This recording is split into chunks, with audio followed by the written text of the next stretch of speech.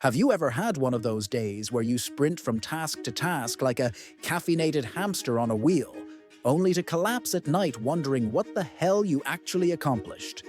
You check your phone and realize you responded to 17 notifications, attended 3 meetings about meetings, and somehow spent 45 minutes organizing your desk drawer. Meanwhile, that important project you promised yourself you'd finish, still sitting there, judging you with its unfinished silence. Welcome to the most maddening productivity paradox of our time. You're busier than a one-legged cat in a sandbox, yet at the end of the day, you feel like you've achieved absolutely nothing meaningful. And here's the kicker. This isn't just happening to you. Millions of people are trapped in this exact same psychological prison, and the reason why might blow your mind. Today, we're diving deep into the insane psychology behind why being busy has become the enemy of being productive. We're going to uncover the hidden mental traps that keep you spinning your wheels, explore the fascinating science behind this phenomenon, and most importantly, I'm going to show you exactly how to break free from this cycle once and for all. But first, let me ask you something. When someone asks how you're doing, what's usually your first response? I bet it's some variation of busy or crazy busy or swamped. We've turned busyness into a badge of honor, a status symbol that somehow proves our worth. But what if I told you that this obsession with busyness is actually rewiring your brain to be less productive? The truth is, your brain is being hijacked by what psychologists call the busyness paradox. This is where things get really interesting. Your mind has evolved to seek instant gratification and quick wins. Every time you respond to a notification, complete a small task, or check something off a list, your brain releases a tiny hit of dopamine. It feels good. It feels productive. But here's the problem. You're getting addicted to these micro-rewards while completely ignoring the deeper, more meaningful work that actually moves the needle in your life. Think about it like this. Imagine you're at a buffet, and there are 2 options. On one side, you have a table full of candy and sugary snacks that give you instant satisfaction, but leave you hungry 30 minutes later.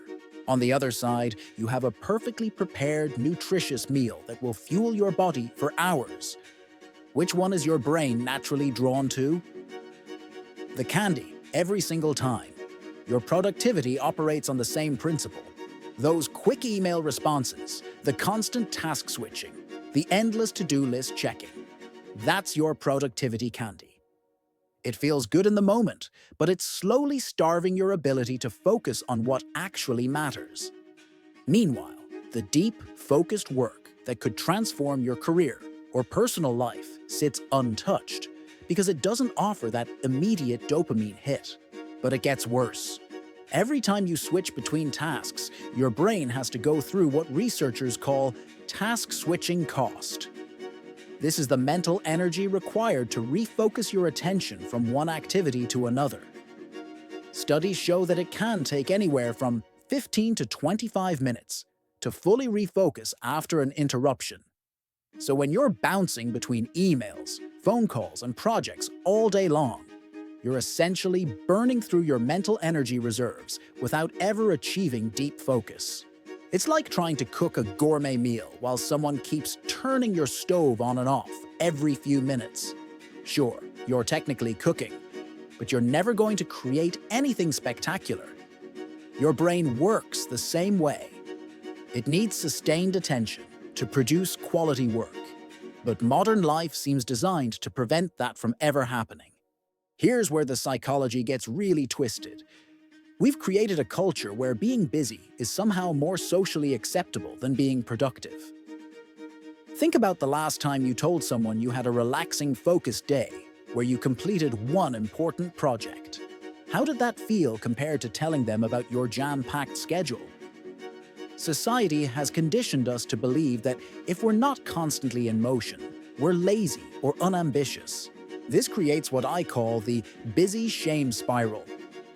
You feel guilty when you're not busy, so you fill your schedule with activities that make you feel important and needed, But these activities are often just sophisticated forms of procrastination.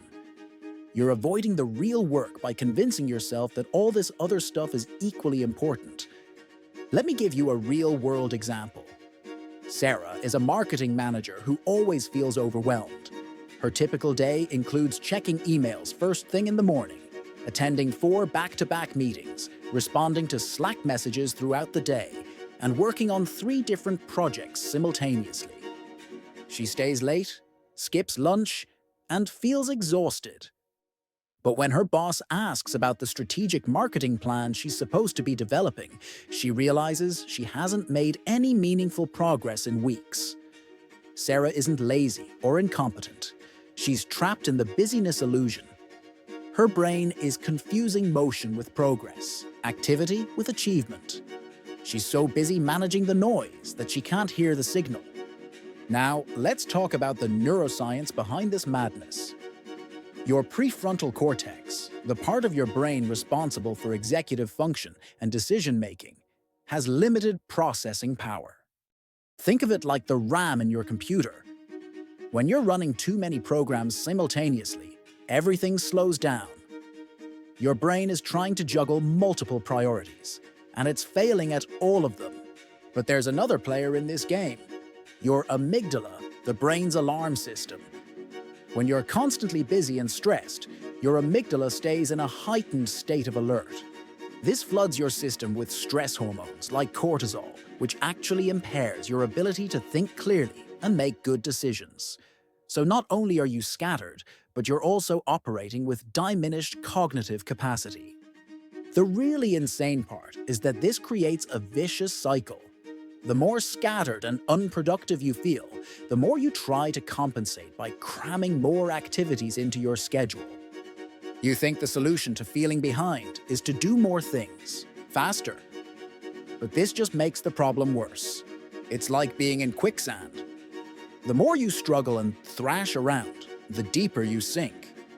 The counterintuitive solution is to stop struggling and focus on making deliberate, strategic movements. The same principle applies to productivity. Here's something that might surprise you. Some of the most productive people in the world appear to do very little.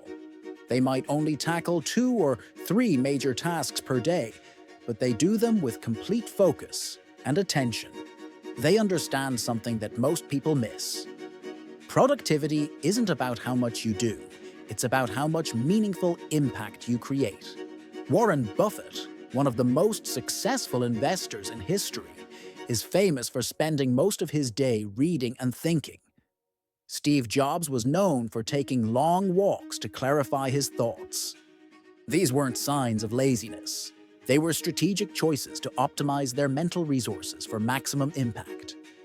But you don't have to be a billionaire to apply these principles. The key is learning to distinguish between being busy and being productive. Busyness is about input, how many things you're doing. Productivity is about output, what meaningful results you're creating. Think of your attention as a spotlight. When you're busy, you're constantly moving that spotlight around, briefly illuminating dozens of different areas but never providing enough light to see anything clearly. When you're productive, you keep that spotlight focused on one area long enough to see everything in vivid detail and take meaningful action. The solution isn't to eliminate all busyness from your life. Some level of varied activity is necessary and healthy. The problem occurs when busyness becomes your default mode, when you lose the ability to choose where to direct your attention. So, how do you break free from this trap? First, you need to become aware of your busyness patterns. Start tracking how you spend your time for a week. Don't try to change anything yet, just observe. You might be shocked to discover how much time you spend on low-value activities that feel productive, but don't actually move you toward your goals. Next, you need to identify your high-impact activities. These are the tasks that, if done well, would make the biggest difference in your life or career. For most people, this list is surprisingly short. Maybe it's writing, strategic planning, relationship building, or skill development. Whatever it is, these activities should become your priority. Here's the hard part. You need to protect these high-impact activities from the tyranny of urgent but unimportant tasks.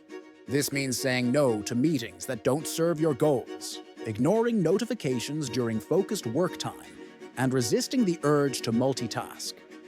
One technique that works incredibly well is time blocking. Instead of keeping a running to-do list, schedule specific blocks of time for your most important work. Treat these blocks like unmovable appointments with yourself. During these periods, your phone is off, your email is closed, and your attention is completely devoted to one task. Another powerful strategy is what I call the energy audit. Not all hours of the day are created equal. You probably have certain times when you're naturally more focused and energetic. Maybe you're a morning person who thinks clearly at 7 a.m., or perhaps your brain doesn't fully wake up until noon. Whatever your natural rhythm, schedule your most important work during these peak energy periods. The goal isn't to eliminate all interruptions and distractions from your life. That's neither realistic nor necessary. The goal is to create protected spaces where deep work can flourish while still managing the inevitable demands of modern life. Remember, this isn't just about productivity. It's about fulfillment. When you're constantly busy but never productive, you end up feeling frustrated, exhausted, and disconnected from your goals.